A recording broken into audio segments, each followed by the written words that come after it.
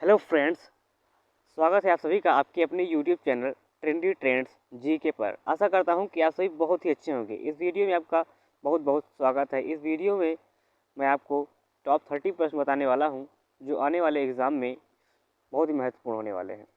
आपको जिस भी टॉपिक का प्रश्न पढ़ना है, वन लाइनर, MCQ या डिटेल में, आप कमेंट करके ज़रूर बताएँ। नेक्स्ट वीडियो उस पर ज़रूर बनाऊँगा। आइए स्टार्ट करते हैं। चैनल पर यदि पहली बार आए हैं तो चैनल को सब्सक्राइब करके बेल आइकन को भी ऑन कर लें ताकि नोटिफिकेशन आप तक आसानी से पहुंच सके। आइए स्टार्ट करते हैं बिना देरी किए हुए।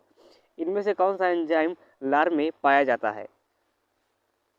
उत्तर है टाइलिन। टाइलिन नामक एंजाइम लार में पाया जाता है। लार ग्रंथियों में 3 जोड़े पाए जाते हैं: सबलिंगुअल, सबमैंडिबुलर और पैराटाइड। अगला प्रश्न है, मूल अधिकार भारतीय संविधान के किस भाग में स्थापित है? यह प्रश्न SSC 2012 में पूछा गया है। 4, 5, 2, 3। इसका सही जवाब होगा भाग 3। भारतीय संविधान के भाग 3 में अनुच्छेद 12 से 35 तक मौलिक अधिकारों का उल्लेख किया गया है। संयुक्त राज्य अमेरिका के संविधान से यह प्रेरित है। सामान्य वयस्क व्यक्ति के हृदय का वजन लगभग कितना होता है? SSC 2014 में यह प्रश्न पूछा जा चुका है। 200 ग्राम, 300 ग्राम, 400 ग्राम या 500 ग्राम। इसका सही जवाब होगा 300 ग्राम। सामान्य वयस्क व्यक्ति के हृदय का वजन, औसतन वजन 300 ग्राम होता है। संविधान में कितने प्रकार के आपातकालों का प्रावधान है? 1, 2, 3, 4। इसका सही जवाब होगा 3। संविधान के में 3 प्रकार के आपातकालों का प्रावधान है। प्रथम, अनुच्छेद 352 के तहत राष्ट्रीय आपातकाल, अनुच्छेद 356 के तहत राज्य में राष्ट्रपति शासन और अनुच्छेद 360 के तहत वित्तीय आपातकाल। अन्य किस नाम से गैलीलियो के गिरते पिंड के नियम को जाना जाता है? यह 2017 में पूछा जा चुका है। गति का नियम, न्यूटन का पहला नियम, न्यूटन का दूसरा नियम, न्यूटन का तीसरा नियम। इसका सही जवाब होगा न्यूटन का पहला नियम। गैलीलियो के गिरते पिंड के नियम को न्यूटन का पहला नियम भी कहा जाता है। संसद में कितने दिनों तक अनुपस्थित रहने पर सांसद अपनी सदस्यता गंवा देता है? 45 दिन, 60 दिन, 90 दिन, 365 दिन। इसका सही जवाब होगा 60 दिन। संविधान के अनुच्छेद 101(4) के अनुसार यदि कोई सांसद अनुमति के बिना 60 दिन तक संसद में अनुपस्थित रहे तो वह अपनी सदस्यता गंवा बैठता है। किस वर्ष कलिंग युद्ध हुआ था? SSC 2011 में यह प्रश्न पूछा जा चुका है। 261 BC, 263 BC, 232 BC, 240 BC। इसका सही जवाब होगा ऑप्शन ए, 261 BC।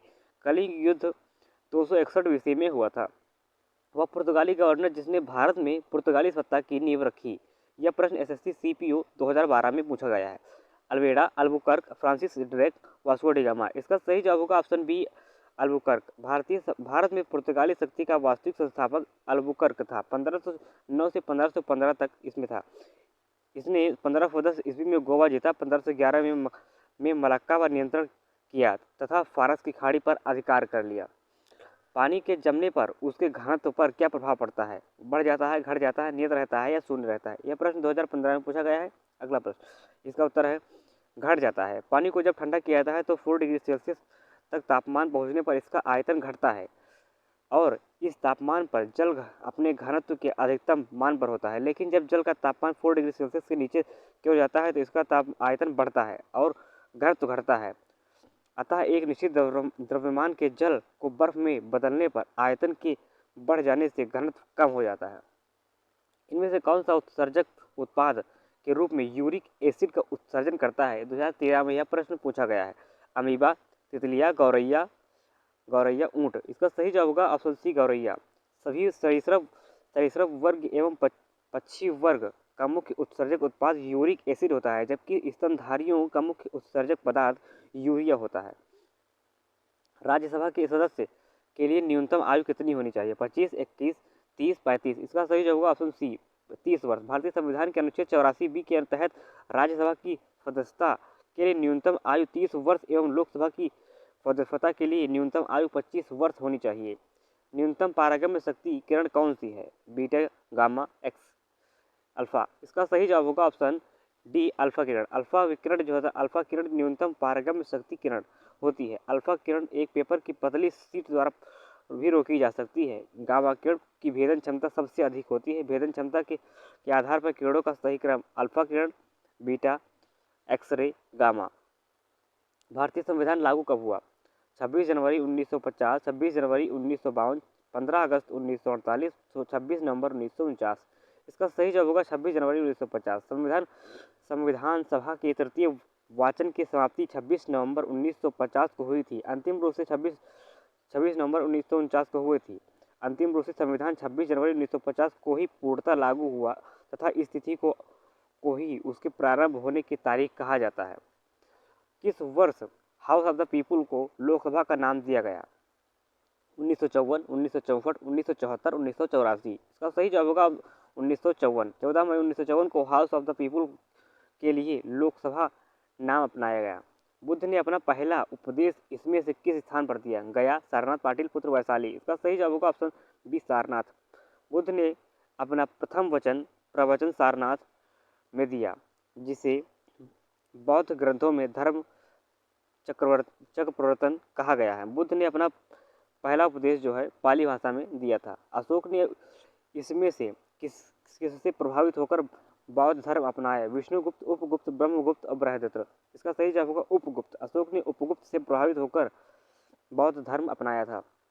कितने सेकंड तक रेटिना पर बने प्रतिबिंब का प्रभाव रहता है? 2017 में यह प्रश्न पूछा जा चुका है। 1/10वां, 1/8वां, 1/16वां, 1/5वां। इसका सही जवाब होगा ऑप्शन सी, 1/16वां। रेटिना पर बने प्रतिबिंब का प्रभाव लगभग 1/6 सेकंड के लिए रहता है। इसी दृष्टि की दृढ़ता भी कहा जाता है। इसी कारण एक सीक्वेंस में पिक्चर को दिखाने पर हमें वह पिक्चर चलता हुआ दिखता है। बुलंद दरवाजा कहाँ स्थित है? पश्चिम बंगाल, गुजरात, उत्तर प्रदेश, तमिलनाडु। इसका सही जवाब होगा उत्तर प्रदेश। बुलंद दरवाजा उत्तर प्रदेश के आगरा शहर के निकट फतेहपुर सीकरी नामक स्थान पर स्थित है। अकबर द्वारा निर्मित यह विश्व का सबसे बड़ा प्रवेश द्वार है। हेरोडोटस को इनमें से किसका जनक कहा जाता है? 2016 में यह प्रश्न पूछा गया है। इतिहास, भूगोल, राजनीतिक शास्त्र, दर्शन शास्त्र। इसका सही जवाब होगा इतिहास। हेरोडोटस को इतिहास का जनक कहा जाता है। अगला प्रश्न, सिलिकॉन क्या है? अर्धचालक, विद्युत रोधी, कुचालक, चालक। इसका सही जवाब होगा ऑप्शन ए, अर्धचालक। अर्धचालक युक्तियां का उन इलेक्ट्रॉनिकों अवयव को कहते हैं जो अर्धचालक पदार्थों के गुण धर्मों का उपयोग करके बनाए जाते हैं। सिलिकॉन, जर्मेनियम मुख्य अर्धचालक हैं। भारतीय संविधान नागरिकों के लिए आर्थिक न्याय इसमें किसके द्वारा सुनिश्चित करता है? मौलिक अधिकारों के द्वारा, मौलिक कर्तव्यों के द्वारा, प्रस्तावना के द्वारा, राज्य की नीति निर्देशक तत्वों के द्वारा। इसका सही जवाब होगा राज्य के नीति निर्देशक सिद्धांतों के द्वारा। भारतीय संविधान नागरिकों के लिए आर्थिक संविधान राज्य की नीति के निर्देशक सिद्धांतों के द्वारा सुनिश्चित किया जाता है। मानव शरीर में कोशिका में गुणसूत्र की संख्या कितनी होती है? 43, 44, 45, 46। इसका सही जवाब होगा 46। एक सामान्य मानव शरीर में कोशिका गुणसूत्र की संख्या 46 होती है। राज्य विधानसभा में धन विधेयक किसकी पूर्व अनुमति से संवैधानिक अनुसूचियां प्रस्तुत किया जा सकता है? राज्य का राज्यपाल, राज्य का मुख्यमंत्री, विधानसभा का अध्यक्ष, राज्य का वित्त मंत्री। इसका सही जवाब होगा राज्य का राज्यपाल। राज्य विधानसभा में धन विधेयक अनुच्छेद 207 के अनुसार राज्यपाल की पूर्व अनुमति से ही प्रस्तुत किया जा सकता है। दिल्ली सल्तनत का शासन कब शुरू हुआ? 1106, 1206, 1306, 1406। इसका सही जवाब होगा ऑप्शन बी, 1206। 1206 से दिल्ली का सल्तनत काल स्टार्ट हुआ। दिल्ली निम्नलिखित में से कौन सा विषय राज्य सूची के अंतर्गत आता है? कृषि, दंड विधि, शिक्षा, रक्षा। इसका सही जवाब होगा ऑप्शन ए, कृषि। कृषि का विषय जो है राज्य सूची के अंतर्गत आता है। रक्षा संघ सूची के अंतर्गत का विषय है। दंड विधि सूची का और शिक्षा समवर्ती सूची का। तालाब के शांत जल में पत्थर फेंकने पर उठने वाली लहरें कैसी होती है? अनुदैर्घ्य, अनुप्रस्थ और अनुदैर्घ्य लहरें पैदा नहीं होती। इसका सही जवाब होगा अनुदैर्घ्य और अनुप्रस्थ दोनों। राज्यपाल को पद की शपथ कौन दिलाता है? उच्च न्यायालय के मुख्य न्यायाधीश, राष्ट्रपति, विधानसभा के अध्यक्ष, भारत के मुख्य न्यायाधीश। इसका सही जवाब होगा उच्च न्यायालय के मुख्य न्यायाधीश। राज्यपाल को भारतीय संविधान के अनुच्छेद 159 के तहत उच्च न्यायालय के मुख्य न्यायाधीश के द्वारा शपथ दिलाई जाती है। एनीमोमीटर क्या मापने का काम आता है? पवन की दिशा, पवन का वेग, दाब की प्रवणता, पवन की गति और समय। इसका सही जवाब होगा पवन का वेग। एनीमोमीटर पवन का वेग मापने के काम आता है। भारतीय संविधान की प्रस्तावना किस प्रकार के न्याय की बात की गई है? लोकतांत्रिक, सामाजिक, आर्थिक, राजनीतिक। इस प्रश्न का उत्तर आपको कमेंट बॉक्स में बताना है। महिलाओं के सशक्तिकरण के लिए राष्ट्रीय नीति किस वर्ष अपनाई गई? 2001 में, वर्ष 2001 में महिलाओं के सशक्तिकरण के लिए राष्ट्रीय नीति अपनाई गई। भारत में सबसे पहले इनमें से किसने तोपखाने का प्रयोग किया? बाबर ने। नगर निगम का अध्यक्ष कौन होता है? महापौर। रोजाना ऐसी वीडियो पाने के लिए चैनल को सब्सक्राइब करके बेल आइकन को भी ऑन कर लें और वीडियो कैसी लगी यह भी आप कमेंट करके ज़रूर बताएं। देखने के लिए धन्यवाद।